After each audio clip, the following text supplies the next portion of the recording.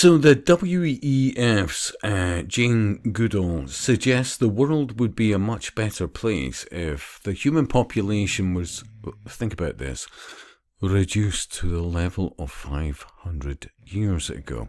Roughly 500 million people, or a 93% reduction from today's population. Now, for years I've said, when you take that step back, seriously, you realize you are dealing with roughly about 10% of society.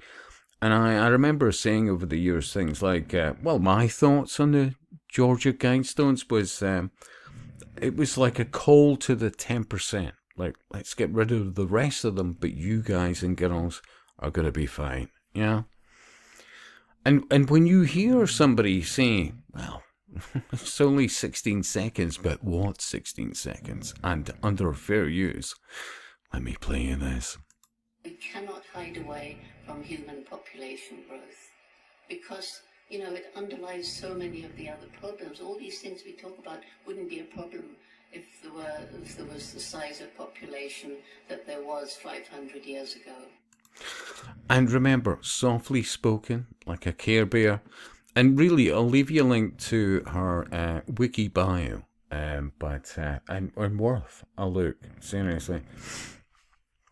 And even under religion and spirituality, which I've tried to say to people, like, honestly, why do you think there is such a disconnect from what politicians, councils, councillors, third sector, all these perceived charities, but while masquerading as the righteous, they're so disconnected from the misery of the rest of us that they bring upon us.